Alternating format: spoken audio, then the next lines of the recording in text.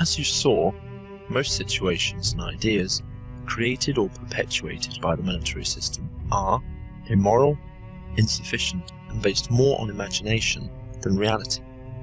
Moreover, these situations, ideas, and problems can be solved or improved by the abundance of goods and services, as well as education. But, as we have seen, these solutions cannot be applied in the monetary system which has created or perpetuated. To move to a resource-based economy, a system without wars, politics, or poverty, a society which will produce a significant reduction of criminality by creating abundance, you must ask some questions about the current system.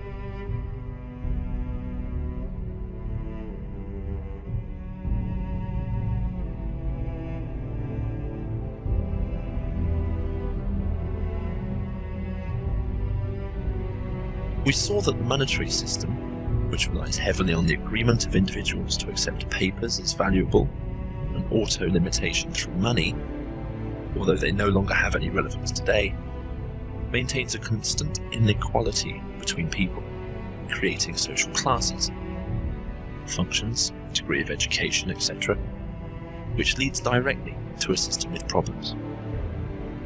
To judge another system, another organization of human beings, you should relate to your current system. So, do not forget, in this system you do not choose to participate. Even if you choose not to participate, it's almost impossible to survive due to restrictions. Same happens with access to information, comfort, etc. The monetary system relies heavily on imagination. Think about the documents that create your identity. These are only papers and are very easy to replicate. How can the monetary system be trusted when there are many people on planet Earth that replicate various currencies and use them, like citizens of this system do, without working for them? When every day millions of spam are sent, thousands of them scams struggling to obtain money unlawfully.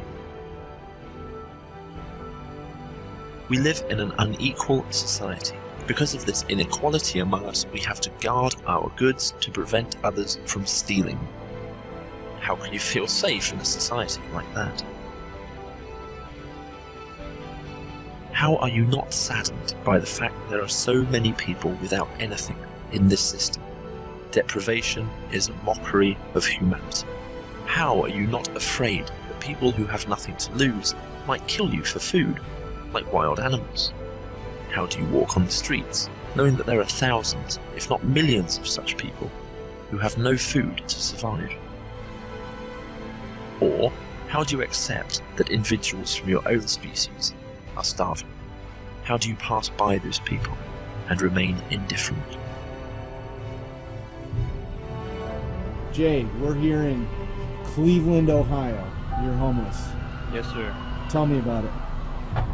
It's extremely difficult these days. Like many other people, I lost my job. My home was foreclosed. I wound up being homeless about 2 years now. There are groups, support groups, that will help you with certain things, but it's like you get the runaround everywhere you go. See this guy, see this guy, see that guy.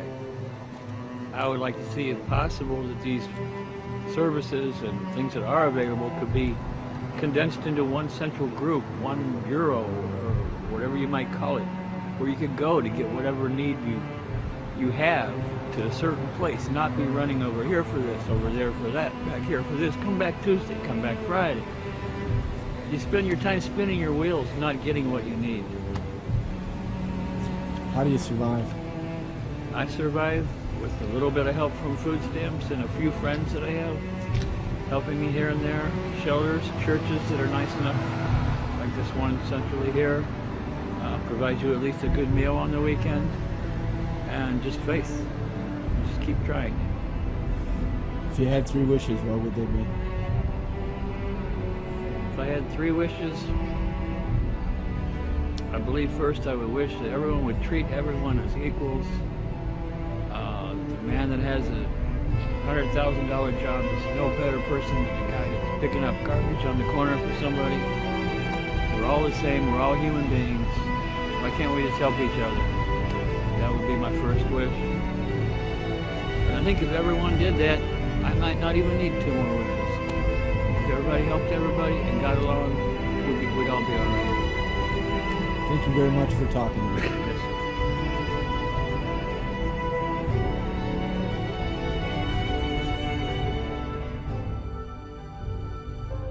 In a system with so much deprivation, we have prisons that offer a bed, daily food, and a roof over your head.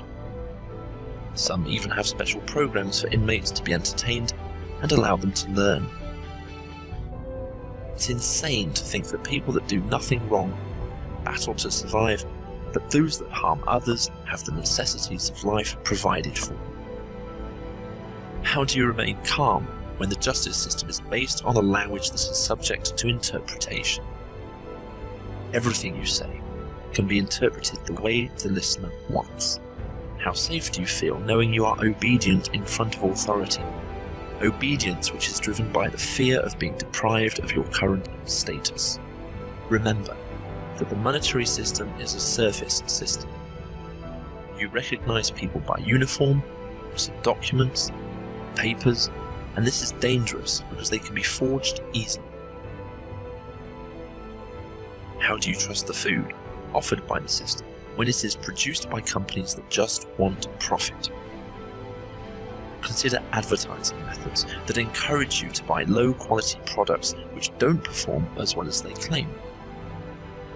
What do you think about those people in advertising that take advantage of your subconscious, making you a prolific consumer, that do tests on children to find out how to get people to buy their products? How can a monetary system work if people are not motivated by money? What do you think about a system that ignores the planet's resources, does not care about Earth's carrying capacity, and continues to use oil to generate energy despite renewable energy being abundant? How can you feel free in a society with so many laws, knowing that the laws do not solve problems but only punish those who disobey? The justice system does not lead anywhere, so you will not get rid of these laws. On the contrary, they will multiply. What do you think about the fact that low-quality goods are produced intentionally to maintain the market? Do you not feel it is a waste of resources? Do you not feel that it's a mockery? Your health is in danger with such a system that asks you to exchange money for your eventual repair. What if you do not have money? What if you do not have enough money? It is shocking that you can die while solutions exist for your treatment. It's insane to think that you can die because you do not own some papers without any actual value. How can you trust the health system when it values profit over your health? Are you not scared of an overpopulated world, which is the result of our culture? The idea of the family makes people want to have one or more children, and this idea is created and perpetuated by the culture. Do you not fear this? Do you not feel offended that you had to learn an old and inefficient language that you can share with only a few people? It was decided for you by the area in which you were born, called a country. Isn't it ridiculous that people are still separated by things like nationality, while our real value as a species is not recognized?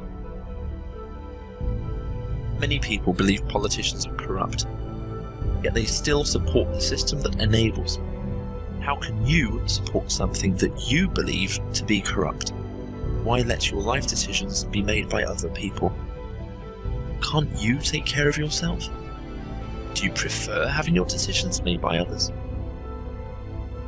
Do you not find it hard to live in a world where everyone has a right to an opinion that leads to a total chaos? What is the value of your opinion? If you say that religion is an invention, will it improve anything? You have to pay money for food and water. Necessities of life that no one owns. Why should you pay for them? Just because you were born on planet Earth? Everyone wants to benefit from the system, but benefiting often leads to others being neglected. This naturally leads to stealing, which requires officers to prevent. People without access to necessities try to obtain goods and services by any means, often not accepted by the system because everything here is based on money and ownership. How safe do you feel knowing that people will always try to take advantage of others, and possibly you? Do you not find it chaotic in a system where people rely more on movies than scientific documentaries? People draw conclusions from Terminator and E.T. on some important subjects. Are you not afraid of people committing crimes with your identity in a system where everything is subject to interpretation? What do you think about a system that creates billions of decorative elements when hundreds of thousands of people die daily of starvation and hundreds of thousands do not have shelter? Don't you think it's crazy that there is a massive gap between present technology and the devices produced? There is also a gap between what the average person knows and what scientists have discovered. For example, do you know how your refrigerator works? What about your mobile phone? Can you enumerate 5 internal organs of your body? Do you know how they work? Do you not find it hard to form solid ideas in a system that allows thousands of conspiracy theories? A society that leaves room for interpretation, and a society where religion is conveyed as truth when science contradicts it with verifiable results. How do you trust people that believe there is a creature in the sky who watches everything you do, and if you don't believe in him, you will be sent to hell where you will burn eternally? Those people cannot present any proof of that, and still they are considered to be normal. Even more, most of them populate the planet. The monetary system does nothing to clarify the situation. What do you think about the fact that most of the children are told that this story is real, the story of religion? How crazy is it to say to a child that if he doesn't pray, and if he is not a faithful person, he will burn eternally in hell? Why does the system allow this situation?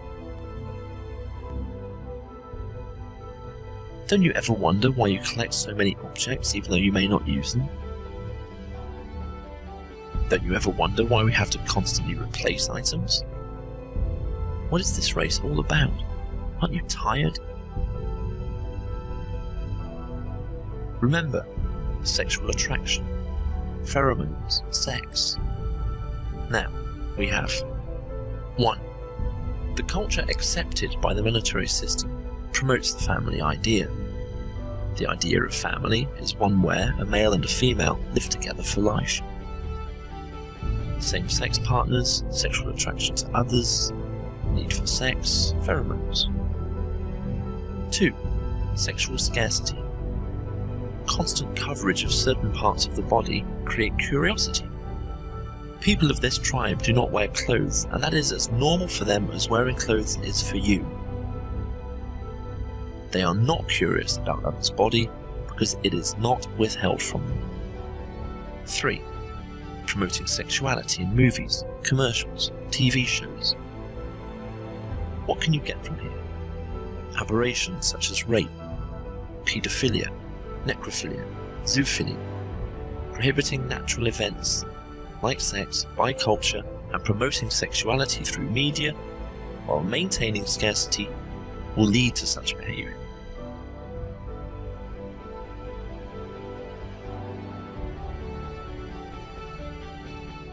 Don't you think defining beauty culturally is negative? People born with small abnormalities often get ridiculed, as do people with physically grotesque injuries. An environment so negative about these things can't be good for our society. Aren't you worried that many nations have armies and weapons of mass destruction? You could be caught in the middle, and you have nothing to say about that. Aren't you alarmed that wars which solve nothing represent the biggest business in the world? And because of that, wars will never end? Isn't it dangerous with so many weapons in the world?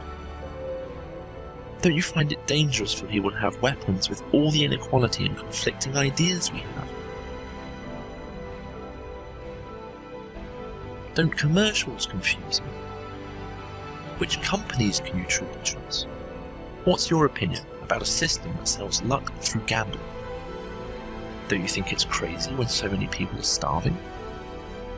Don't you ever wonder why this man has so many and you have nothing? Don't you find it unfair to rely on the family you were born in? Aren't you scared about the fact that, in the monetary system, the aging problem doesn't count? Even if anti-aging treatments exist, you will not benefit from them. Only wealthy people will benefit.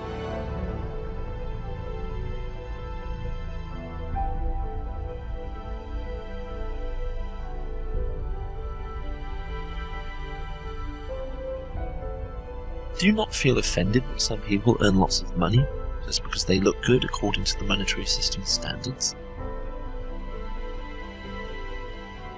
Aren't you tired of others telling you how to dress? Aren't you sick of politicians' lies? I mean, they should be improving society, otherwise what's their purpose? Don't you find it absurd that budgets for war are substantially better than for scientific research?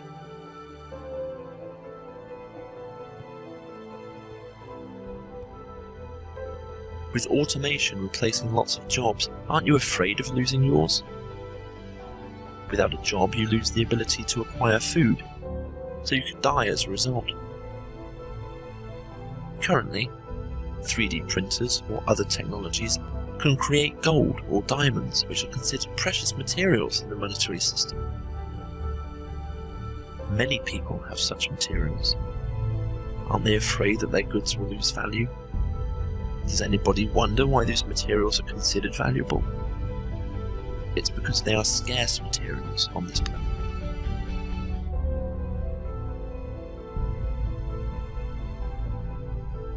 Why do you allow your identity to be created through documents, your possessions, or your job? Why do you have a job that you hate? Don't you wonder why there are so many types of food instead of a few types of food, but enough for everybody? What do you think about a society that allows the consumption of cigarettes that cause cancer? Or alcohol? Why do you need alcohol? Could you not find happiness without it?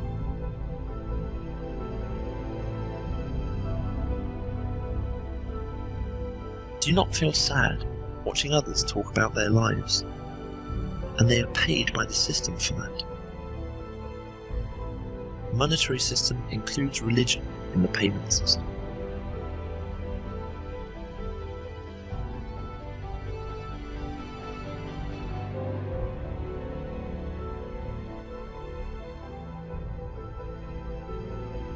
When a psychiatrist pledges that he wants to help people, and a man comes to a psychiatrist and says, I'm in debt, I can't pay my bills, I'm on minimum wage, my car broke down, I got 2 kids, the psychiatrist is going to cost you $60 an hour.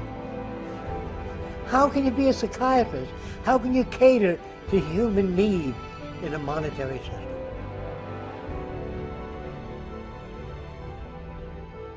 So the system generates predatory behavior, where we take advantage of other people. Most people are out to take care of themselves. So if you don't take care of yourself, no one's going to take care of you. And so they make us predatory. The system is like that. When you say, well, I think it's up to each individual. If you really study it, you'll find that each individual is made to conform to the social institutions that exist. If they don't conform, they wind up as vagrants in prison, or they have difficulty getting a job if they don't conform. So you're pressed by many different forces to conform. If you walked around without any clothing, because you don't believe in clothing, you'll be picked up and arrested, put in jail. If you continue to do that, you might be put in a mental hospital.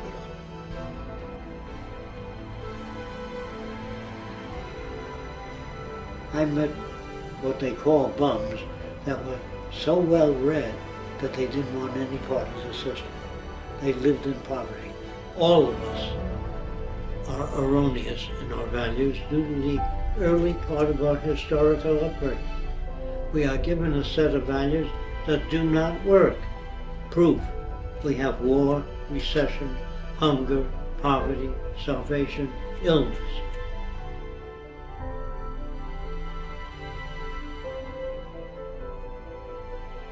You have to ask these questions.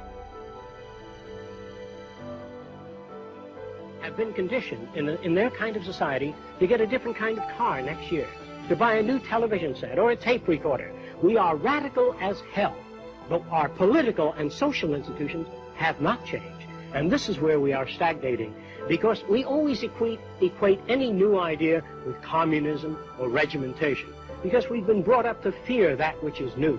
And I think that Christ was a radical.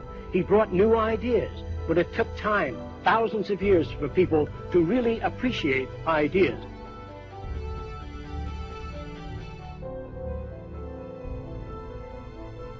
Take any crazy idea.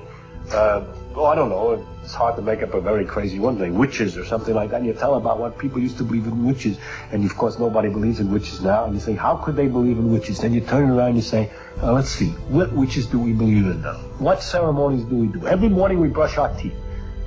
What is the evidence that the brushing the teeth does us any good in cavities? So you start wondering, are we all, imagine as the earth turns on the orbit, there's an edge between light and dark. And along that edge, all the people along that edge, and they're doing the same ritual for no good reason. Just like in the Middle Ages, they had other rituals, and you're trying to picture this perpetual line of toothbrushes going around the earth. It's to take the world from another point of view. Now, it may well be that brushing teeth is a very good thing because it gets rid of cavities, and you can find out whether it does or it doesn't by trying to find out. Now, you can ask your dentist. He says, of course. And you say, how are the evidence? I have not found the evidence from dentists because they just learned it in school. Now, I'm not trying to argue that it's good or bad to brush teeth. What I'm trying to argue for is to think about things from a new point of view. I gave up on this stuff. I gave up on my species, and I gave up on my fellow Americans. I gave up on my countrymen. Because I think we squandered great gifts. I think humans were given great gifts. Walking upright, binocular vision, opposable thumb, large brain, making tools. Make tools, large brain, make better tools. Talk, have to like language. You take this, put in here. We learned language, brain got bigger, language. We grew. We had great gifts, and we gave it all up for both for both money and God and mammon, both. We gave it up to the high priests. It's your job, God's will. That's what they say. People say it's God's will. That means God can do anything he wants, so why pray? They say you pray for something. Okay, he didn't answer my prayers. Well, it's God's will. Well, if it's God's will, why did I even pray in the first place? He's going to do what he wants anyway. We gave it all up to superstition, primitive superstition, primitive shit. With invisible man in the sky looking down, keeping track of what we do, make sure we don't do the wrong thing. If we do, he puts us in hell and we burn forever. That kind of shit is very limiting. It's very limiting for this brain we have. So we keep ourselves limited, and then we want a toy and a gizmo and gold, and we want shiny things, and we want something to plug in that'll make big things for us. And all that shit is nothing. It's nothing. We gave it all up. And Americans, who also had great gifts, when you take the theory of democratic rule, self-government, okay, they started off wrong. They owned slaves. They didn't let women vote. They didn't let people who didn't own land vote. Fine. They got off on the wrong foot. But the ideas were good. Well, we fucking blew that. We polluted it. We polluted it with this stuff, things, material goods, games, gizmos, toys, gadgets, having possessions. He's got a bigger truck. He says, see his truck? It's bigger than mine. I'm getting a new truck. Here's a big truck. Oh, I'm getting that one. That's what, you got a video in it? Your DVD too? He don't have a DVD. I got a DVD. whatever happened? And all of that is going to happen, you know? And that's why I'm divorced from it now. I see it from a distance. I give myself a divorce. I say, George, emotionally you have no stake in this. You don't care one way or another. So watch it. Have fun. You know what? I say it this way. When you're born in this world, you're given a ticket to the freak show. And when you're born in America, you're given a front row seat. And some of us get to sit there with notebooks. And I'm a notebook guy. Oh my God, did you see that? And I watch the freak show, and I get my notes, and I make up stuff about it, and I talk about the freaks. And the freaks are all human, and they're like me, and they're all the same. We're all the same. I'm not better, I'm not different. I'm just apart now. I'm separate. I'm over here because I put myself out of the mix. I don't have a stake in the outcome. I'm not a cheerleader for a given outcome now. Oh, they say if you scratch a cynic, you'll find a disappointed idealist. And I would admit that somewhere underneath all of this, there's a little flicker of a flame of idealism that would love to see it all change.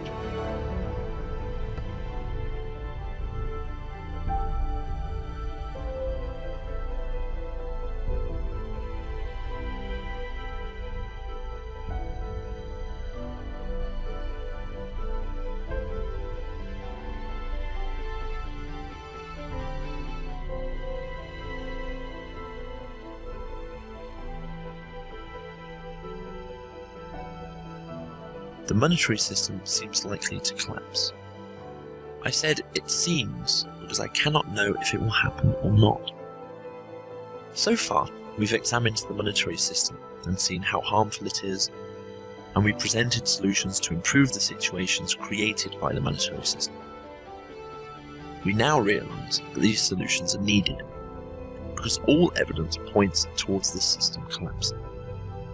This is some of the evidence which points towards a collapse. To get any kind of goods or services, you need money, and the only way to get money is work. Basically, you have to do something for the monetary system to receive money. Now, just from here, this collapse comes. People without a job will not have purchasing power.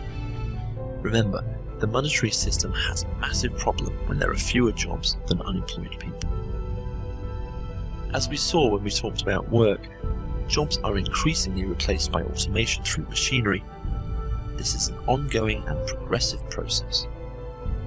It doesn't matter if your job is irreplaceable at the moment. If hundreds of thousands of people cannot work anymore, then there will be problems. You are not the only participant in the monetary system. People will not have purchasing power. It doesn't matter if the prices fall or some salaries increase. If the majority of the population does not have purchasing power, there will be major problems. The second situation is represented by the monetary system's inability to cope with technology.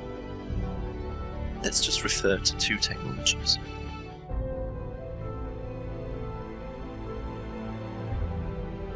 All that stuff can just be built into parameters, so the person's not designing. The person isn't expected to be an architect. They just know what their intent is, and they just push their intent around, and the computer gives them all the assistance as though they are sitting with an architect right behind them. So now you got 3D scanning getting into the computer, tweaking it around, doing it automatically so that you don't have a skilled professional needed to do everything you do. Now you have to spit it out and make something useful out of it, and this is where things get fun.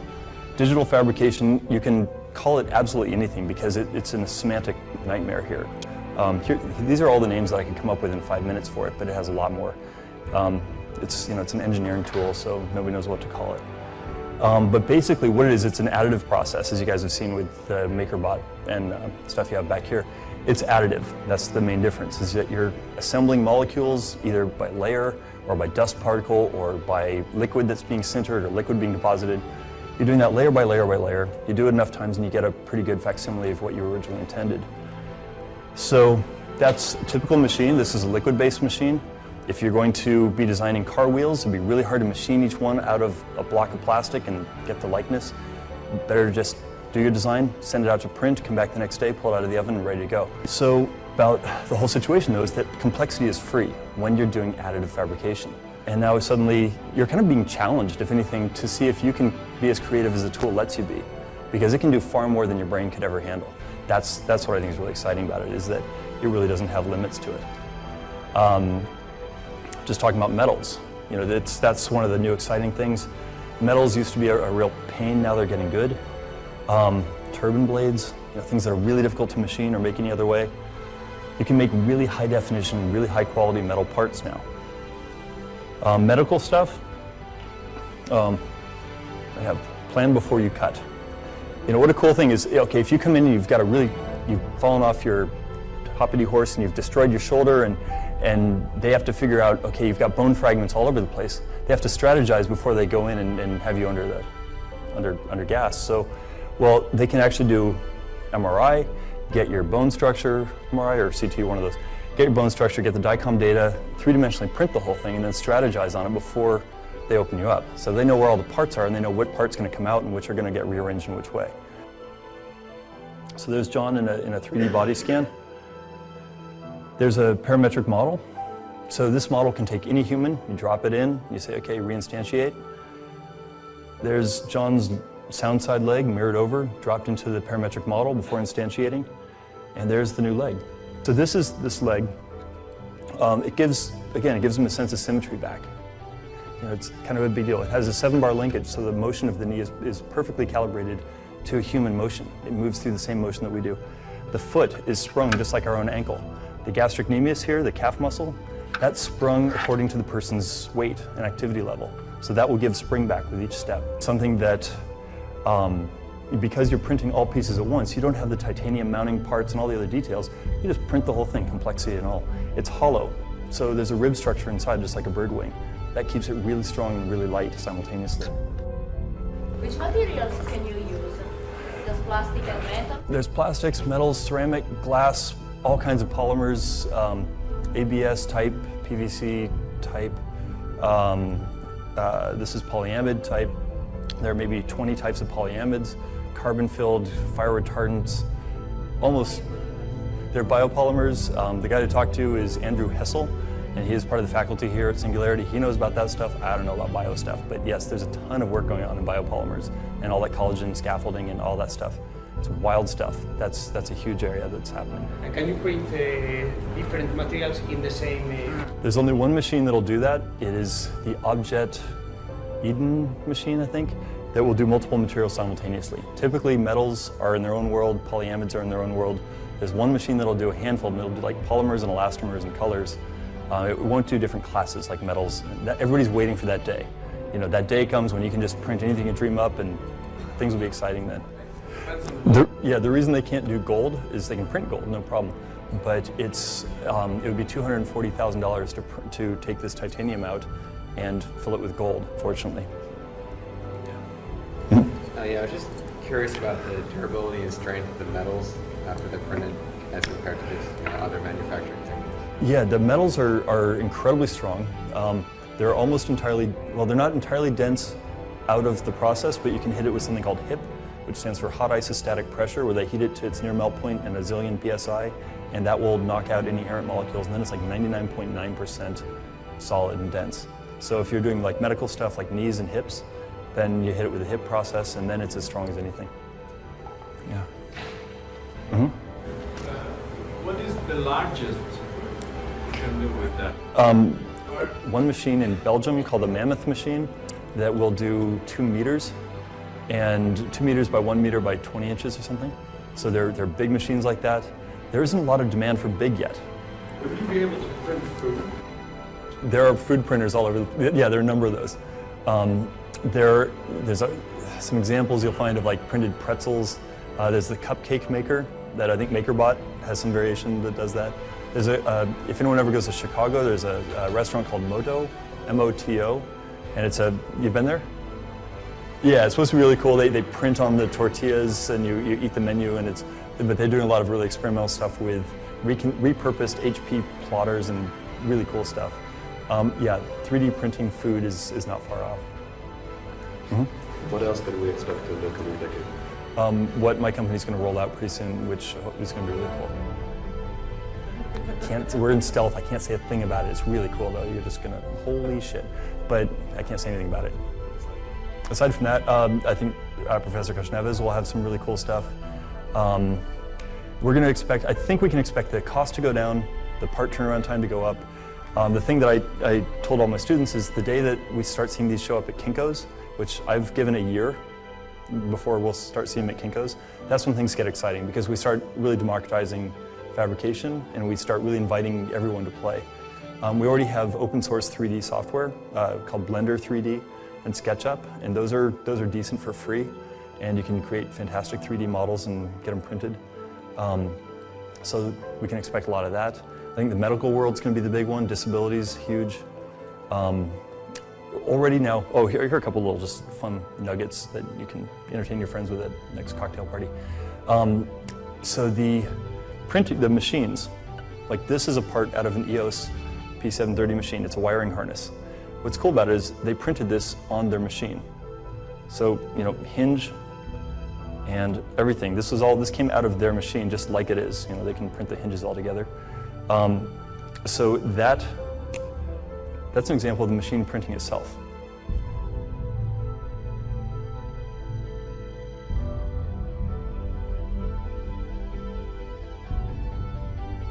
Companies are now outsourcing, not to India and not to China, they're outsourcing to the customer. All you need to do is go to the ATM machine. At the ATM machine, you punch in some numbers, you get your money presumably, but what you've done is taken over a job that previously was done by a teller inside a bank. And in fact, we calculate that something like the equivalent of 200,000 teller jobs are what people now make unnecessary by themselves, by we using the machines ourselves and substituting our work unpaid for the work of those tellers. And the same thing is true in many, many other activities where we take on and do for ourselves work that we previously bought in the money economy. We're now taking care of and doing without pay in what we call the non-money economy or the prosumer economy. Prosuming is going to explode. Why is that?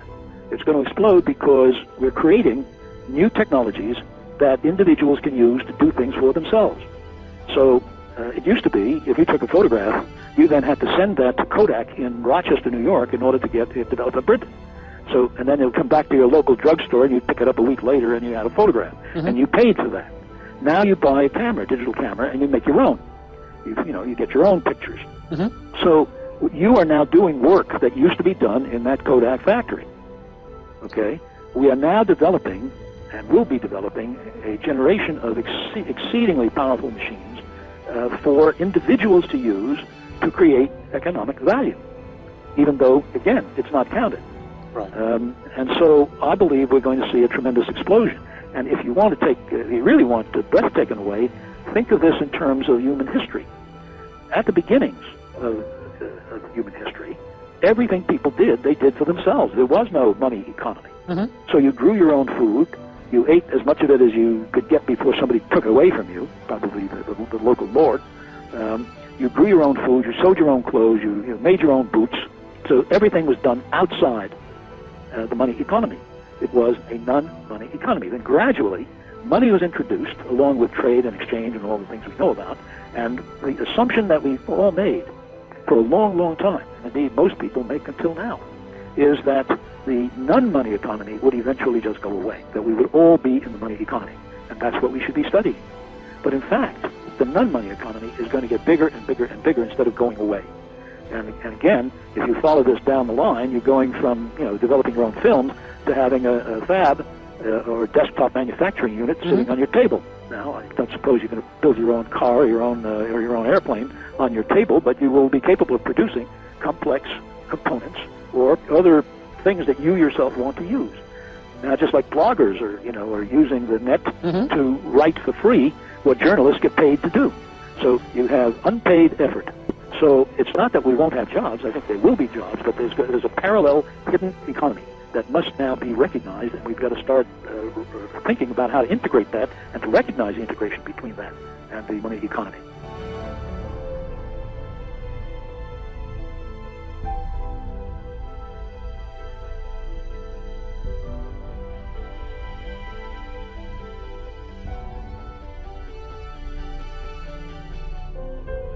The basic idea behind molecular nanotechnology is it is the physical underpinning for the singularity.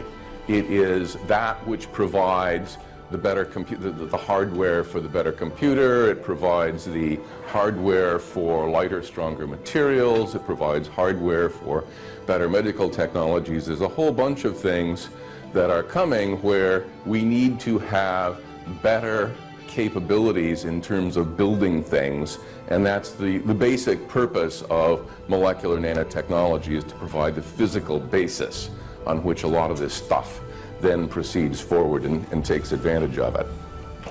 So, convergent assembly is a way of building big things which is probably more amenable to use in manufacturing. Convergent assembly basically starts over here at the left. You have teeny tiny things, and you double the size at each step. If I have molecular parts that are 1 nanometer in size as inputs, I take the 1 nanometer parts, I put 8 of them together into a cube, I get a 2 nanometer part. I take 8 of those, I put them together into a cube, I get a 4 nanometer part. At each stage you can double the size, and at each stage it gets bigger and bigger. 1, 2, 4, 8, 16, 32. In 30 doublings, you've reached 1 meter in length, more or less, give or take a bit.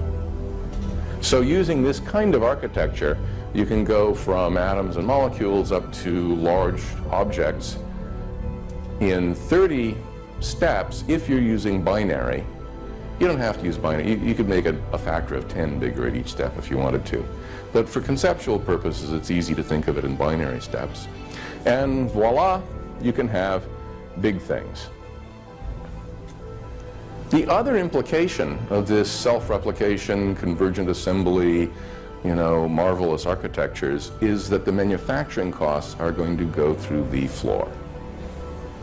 Right now we have examples of self-replicating manufacturing systems. They're called agricultural products. Lumber, hay, potatoes. They're cheap. A potato is a miracle of biological machinery. And yet we think nothing of taking this miracle of biological machinery and mashing it with a little butter and having it for dinner. The reason is that it doesn't cost very much, and it doesn't cost very much because the biological molecular machines can make more molecular machines. And as we build our own molecular machines, those molecular machines will be able to build more molecular machines, and so the manufacturing costs go through the floor. Now, I'm not talking about design costs and licensing costs and patent fees and marketing fees and all the other stuff that goes along with making products and selling them. But once you drive the manufacturing costs through the floor and improve the quality to get every atom in the right place, that's going to have a big impact. So when you're thinking about the impact of a new technology, or in particular of a manufacturing technology, what you want to think about are the things that it can manufacture. And you say, okay, if you can, what about computers? What about medicine? What about structural elements? So the first thing we notice is that if you can get the atoms in the right place, you can make really powerful computers. Basically, you've been watching the computer revolution, you've been living the computer revolution. Well, we got a couple orders of magnitude more to go, and the pace looks like it's going to keep right up there as we move straight into the molecular logic elements and molecular memories.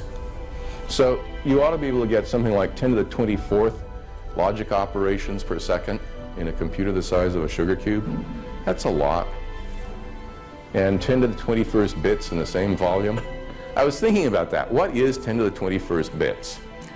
Well, a CD, they're kind of old technology, I know, but CDs are, 500-600 megabytes, something like that.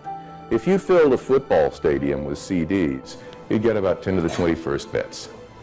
So if you take a football stadium of CDs and pack it into a sugar lump, that's pretty much what you got. Computer power is going to go up, say 10,000 blue gene supercomputers in one little sugar lump cube, all operating together.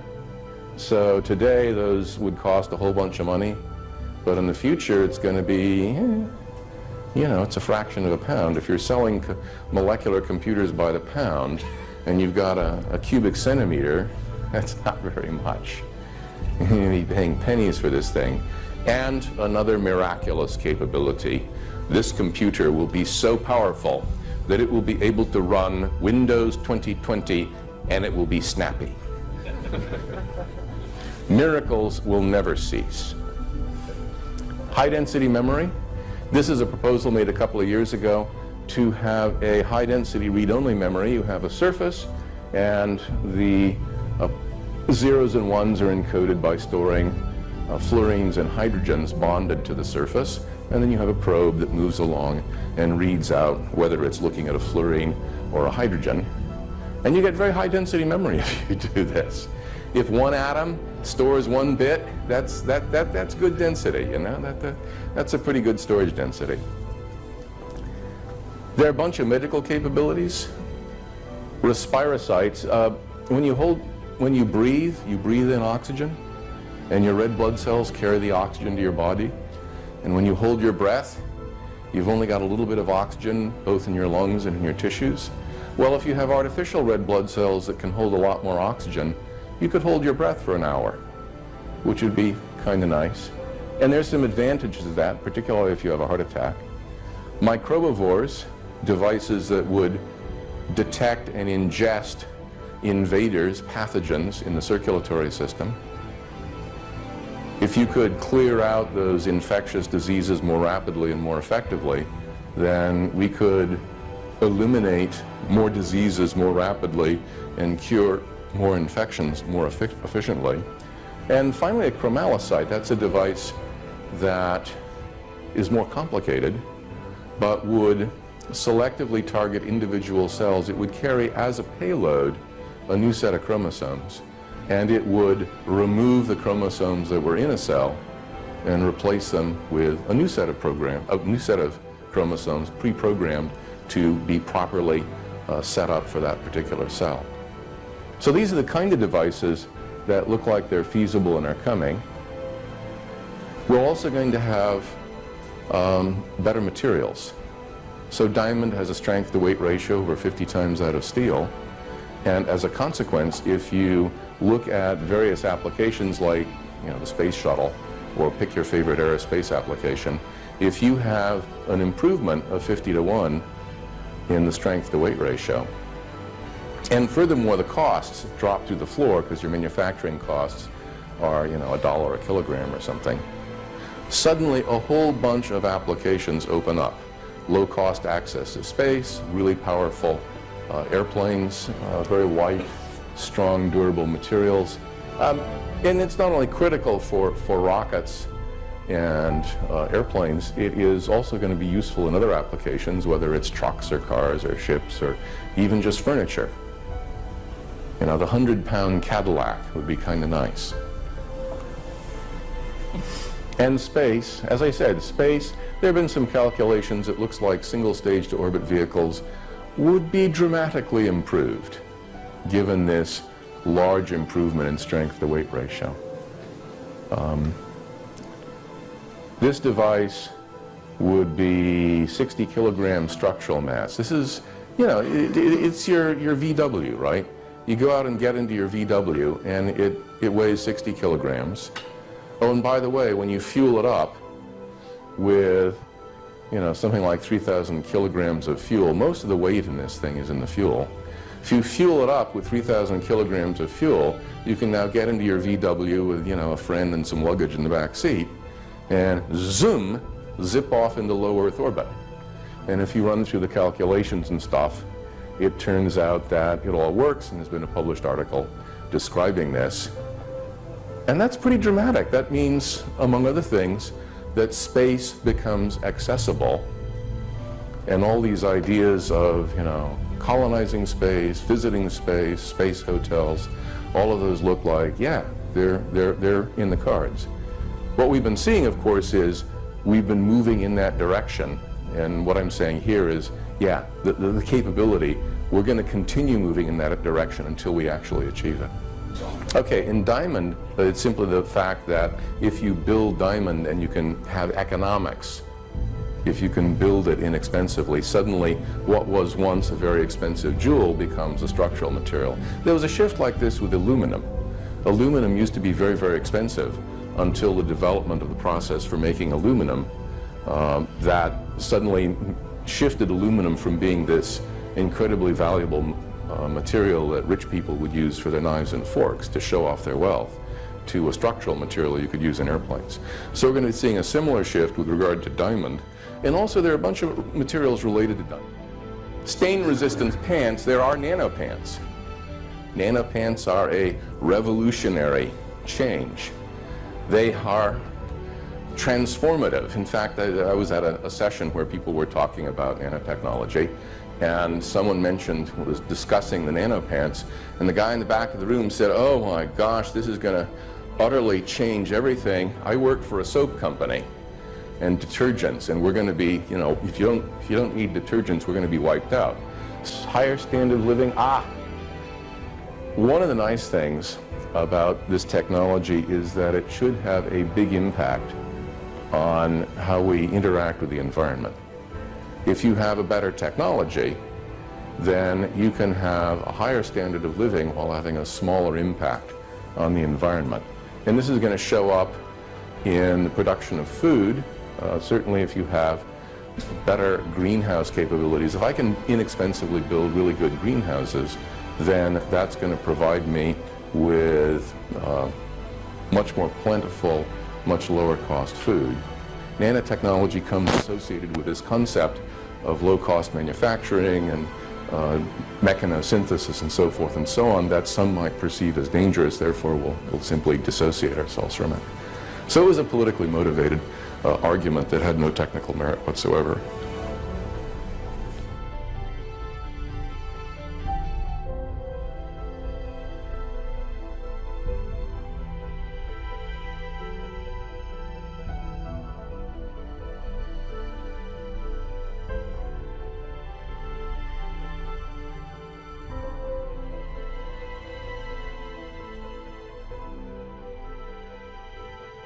People do not have purchasing power, and the situation will progress rapidly.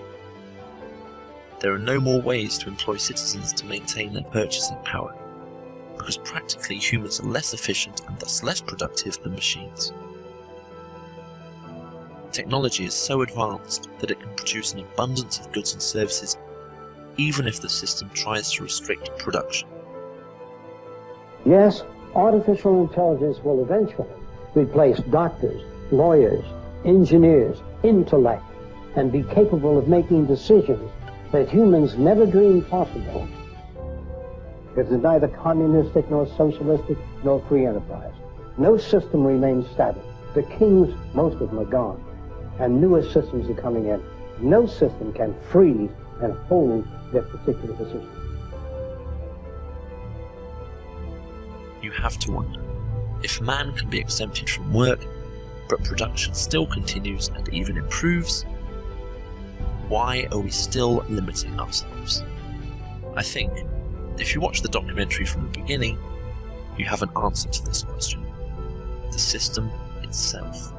Collapse symptoms seem obvious, but it's offensive to a human being who considers himself intelligent to wait for the system to collapse in order to change something. And remember, if we face a crash, it will be a disaster for many people. They do not see any other solution because they are poorly informed. They think that violence is part of human nature. They are caught up with money as an abstraction, forgetting that it is a unit of measure like meters, and forget that technology is just a tool. It's not something to be scared of. These people do not understand that solutions exist. So when they face this crash, they'll become angry. That's why something must be done now.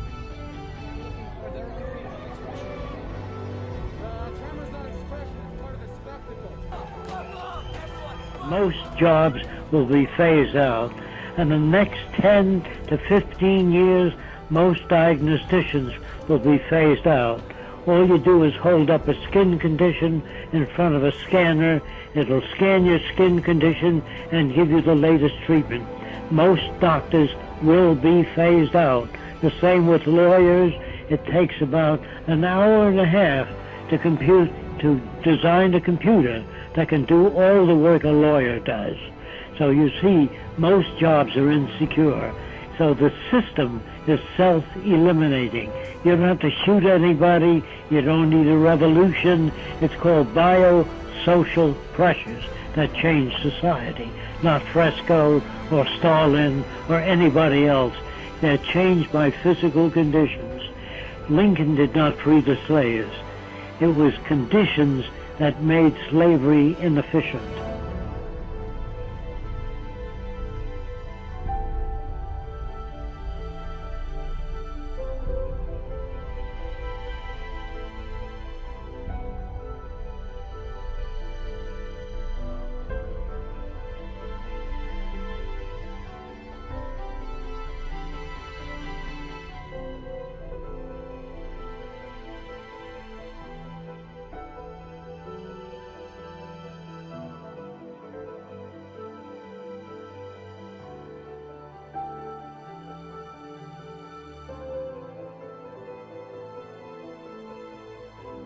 As extremely chaotic as our system is, it's amazing that it has survived so long.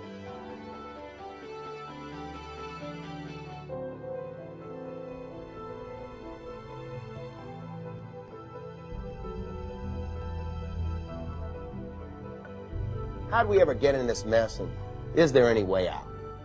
How's that for a start? That's a good question. Well, we got into the mess by not paying attention and by business as usual.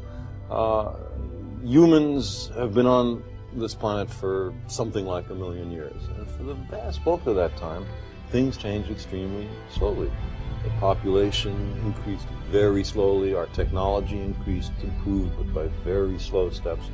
And just recently, this is what's called an exponential. It's flat for a long time, and then boom, you suddenly get a huge increase in population, increase in technology, increase in pollution, increase in our powers to disturb the environment, to change the planetary environment.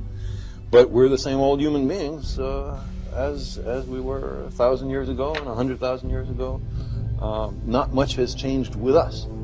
And so it's very hard for us to catch on that there's a new situation, and we have to adapt to it. On the other hand, that's one thing we humans are good at, adapting, figuring out. We're smart. That's our principal advantage over all the other species. I mean, we're not faster, stronger, better diggers. We don't fly all by ourselves. What we do is figure out and build because of our hands. And so I think there's certainly a chance of getting out of this mess, but not by business as usual, not by the idea that we shouldn't plan ahead, not by the idea that anybody can do whatever the hell they want and it doesn't affect the environment. There has to be a new way of looking at the world. A lot of those issues that you raised are global issues.